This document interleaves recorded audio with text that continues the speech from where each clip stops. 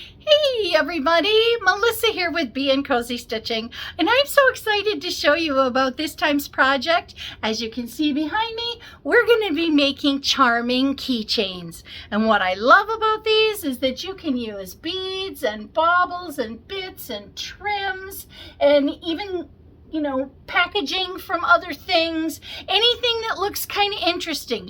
All that stuff I told you, save that. Don't throw that away because I'm going to show you what to do with that. Well, here's another project to show you what to do with some of those things. They're quick, they're easy, and you can be as creative or plain as you want to be. You are just not going to believe the possibilities. And don't worry, because at the end of the video, we'll go through and show you all the keychains that I made. And that way, maybe you can get some inspiration or some ideas for some of the keychains that you would like to make. Stay tuned. We're going to head on over to the workshop and we'll get started with what supplies you need to make your charming keychains. Thanks for joining us today. Okay, so we're over at the work table, and as you can see, it's kind of just a giant mess because I've got so many things that I want to show you. So let's start with, what do you need to make these? You need a fat quarter, one fat quarter, and you need 2 yards of webbing or strapping, purse strapping. Then you need a key fob hardware set. Now they come in packages that are single, and they come in packages for groups, and it just depends on how many of these you really want to make. If you just want one to try, then you're going to need your key fob, your fat quarter of fabric, and your webbing. Now, if you want to start decorating and fancying those up, you're going to need trims, and as you can see, I save packaging from my fabrics that I buy. I have laces, I have ribbon pieces, I've got just a little bit of everything. An old pajama tie that's velvet that I thought was kind of cute. I've got some fabric flowers, I've got some buttons, I have some adhesive beads. Those work really nice. They go really quick, and you can get as busy with it as you want or as plain as you want. Now, when you get your fat quarter, you're going to want to cut that into 2.5-inch wide strips. Now, the 2.5-inch wide strip can be folded with either a bias tape maker in the proper size. You're going to have to look at the different packaging because each one comes differently marked, but this is what you're going after. It's called a bias tape maker, and you feed the fabric into the back side, pull it through, and it comes out double folded so that you can press it as you go along. It makes it so much easier. The one that I used was the jelly roll tube maker. I don't know if you can read that or not. That one is bigger, so it's made for doing jelly roll strips that you do with the jelly roll rugs that we do so often, but pretty much any kind of bias tape maker is going to work. Now, your webbing comes 1 inch wide, so you want to make sure that your bias tape maker isn't so big that you can't get, because your key fobs also come 1 inch wide. You want to make sure that they don't come so wide that you can't get that on there properly. So the very first thing you need to do is take your fat quarter or your fabric. This would be perfect for a jelly roll if you have a leftover jelly roll, but you want 2.5-inch strips. And when you get your 2.5-inch strips cut, then we're going to head on over to the ironing board, and I'm going to show you how that bias tape maker works. Now, don't worry if you don't have one, and I will put a link down below so that you can get one of your own if you want, because once you see it, you're just not going to believe how quick and easy this works. But if you don't want one, I will show you the other method. All methods are just absolutely fine, so don't worry. We'll find something that'll work for you. So let's head on over to the ironing table and we'll get started making our bias tape. Okay, so now that we're over at the ironing board, you can see that I have my jelly roll tube maker. And what you're going to do is feed the fabric into the end, and there's a little window right here. And sometimes if you put a pin in there, you can slide the fabric until you can grab it out the chute. And it doesn't always come just exactly the way that you want it to be. So you may have to load it and pull it and load it and pull it a couple times to get it the way that you want. But when you have it the way that you want it, you're going to end up with 2 folds and about 1 inch wide.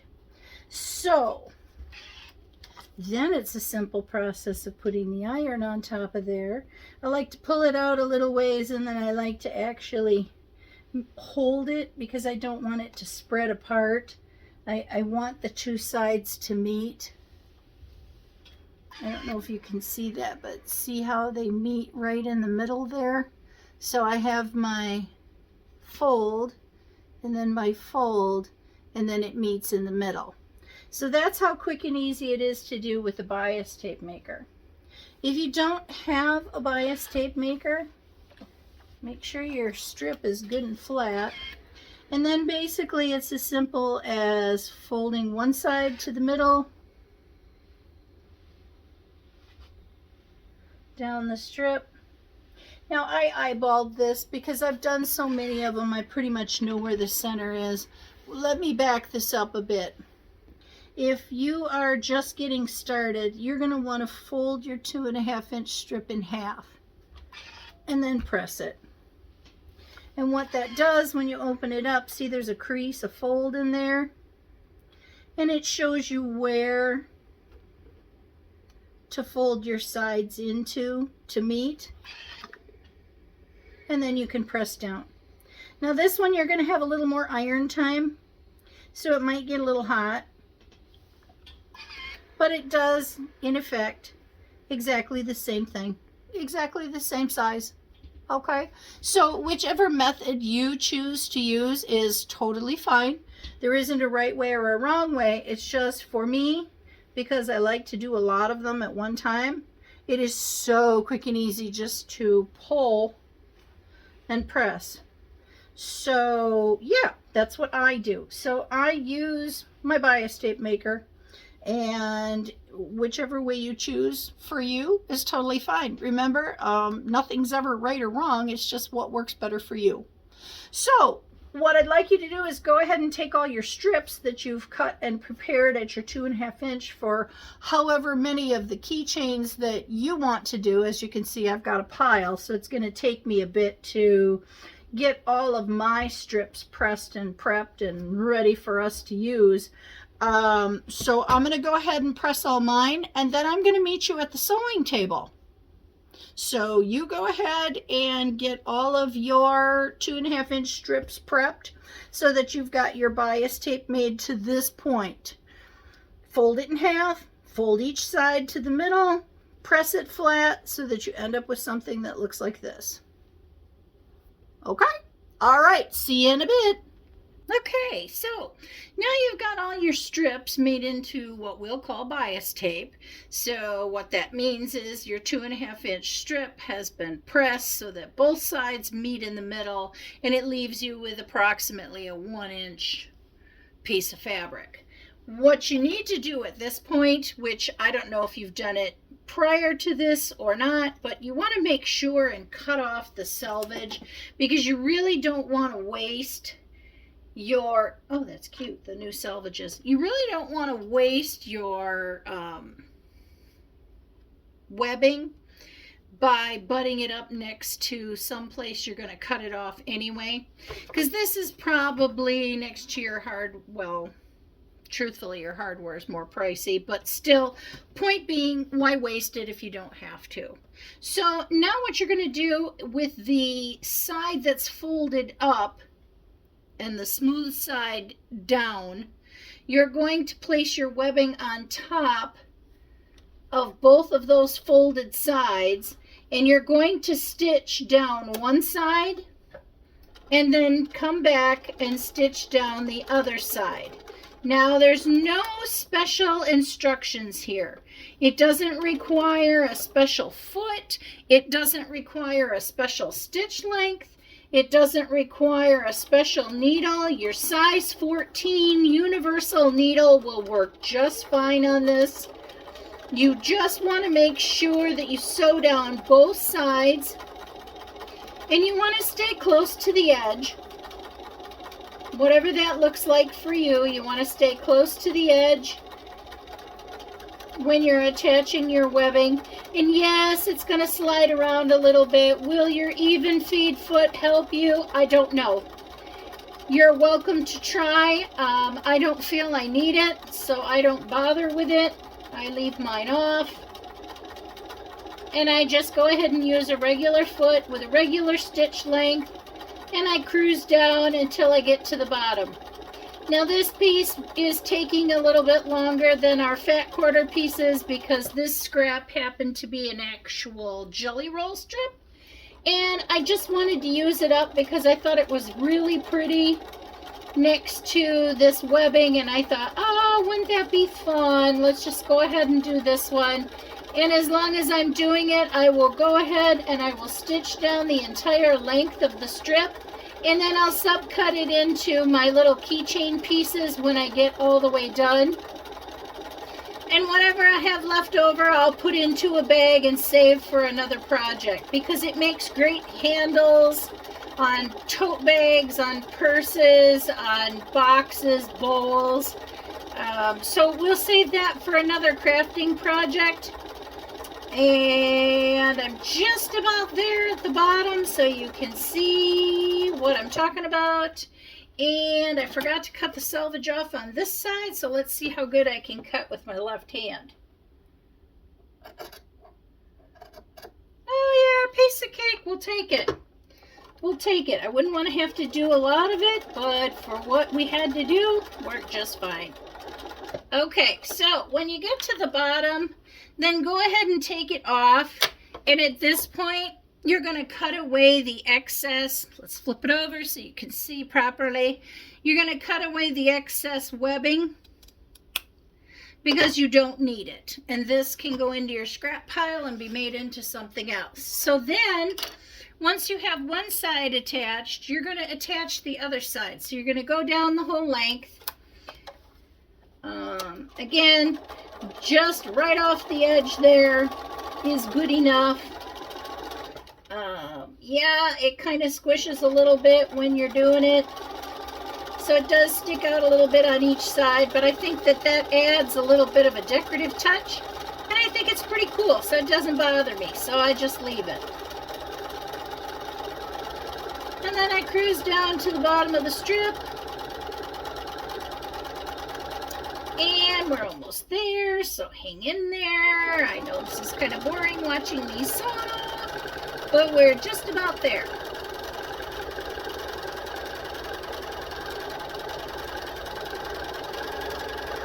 So this is what you're going to do with your pieces when you get ready to do the next step.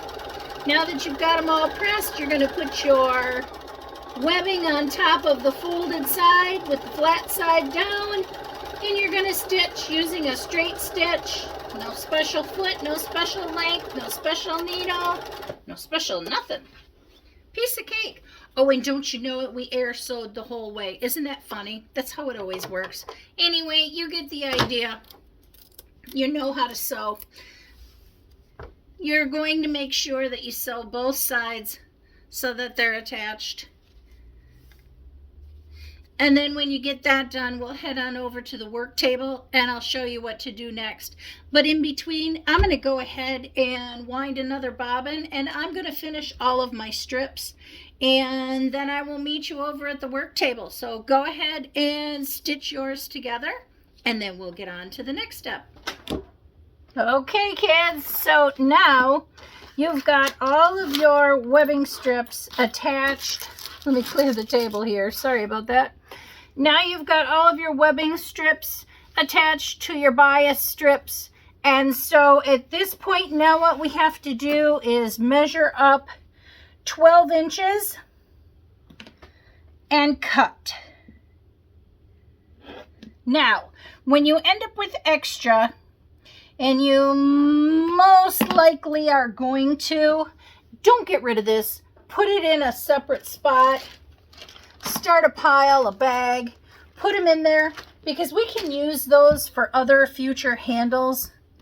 So what you want to do at this point then is go ahead, however many of these keychains that you've made, and you're going to want to cut them all to 12-inch size. And as you can see, I've got a whole pile of them now. But like I said, they need to be 12 inches. And at this point, if you wanted to add another layer, if you wanted to put a ribbon or a trim, now is the time to do it when this piece is long and flat. And you would just go ahead and sew that on. If you wanted to put buttons on, you would sew your buttons on. I really suggest that if you're going to put buttons on, that you sew them on and that you don't glue them on, because over time, shoving them in and out of your pockets, purses, and bags, these are going to work themselves loose and then they're going to come off. And, well, you put a lot of time into putting them on there. You kind of want to keep them there. So sew them on by machine. Use a little fray check that's going to seal all the threads up so that they don't unravel and come undone. Better for wear and tear. And once you have all of that, now measure out your buttons before you put them on, because remember, it's half at a time, and I really don't think you want a button up at the top. You want your buttons to show on either side. Okay, so pay close attention to where you put your buttons. You don't want any buttons on this end because this is where your hardware goes. So you really don't want to start for about 1/4 to 1/2 inch, and then you can start putting buttons or beads or what have you, decorations. But anyway, so let's go ahead and get all of that done at this point. Go ahead and cut up all of your strips to 12 inches. Like I said, add your trims as necessary at this point before we fold them in half and put the hardware on, because once we do that, then you can't get the sewing machine in there. So you want to do it while everything is nice and flat. And as promised, show and tell.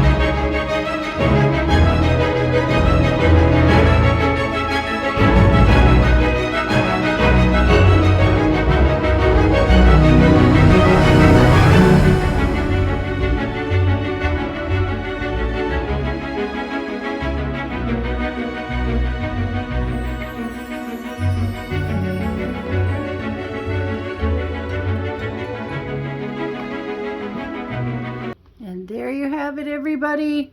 I hope you're inspired. See you next time.